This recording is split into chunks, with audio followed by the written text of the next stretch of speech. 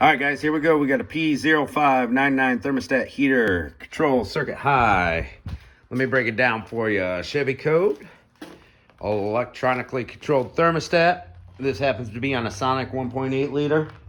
Here's our new part right here. You can see that controls the thermostat. And usually on this code, it's going to be this. We're not just going to like change the sensor. We're going to change the whole housing, the whole unit. Way better off. Is like 80 bucks for this. All right, location on the Sonic.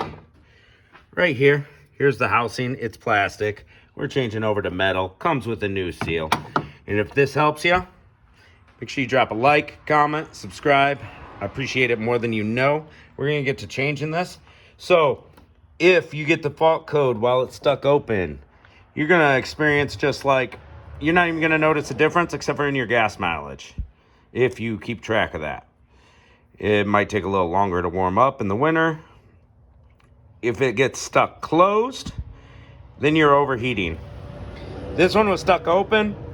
Definitely big drop in gas mileage. Was like 42, now it's like 31.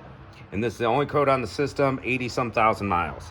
You're gonna need a special socket, and I'll show you that. Let me just get some stuff out of the way. I'm gonna put my coolant bucket down, take this radiator hose off. This is just two 10mm bolts, so I'm gonna get that out of the way and just give us some more room to work with. It's not that bad of a job. All right, here's where we're at now. I've got 3 out of 4 bolts out of this. The 4th one I can't get to unless I bend this metal bracket or take off a little 10mm hold down here. I decided not to go with the radiator hose, just take the whole thing off because the clamps at the bottom, they're a pain. So take the whole thing off, then take the radiator hose off is what I'm gonna do. One more bolt, it's an inverted Torx bit. It's an E10.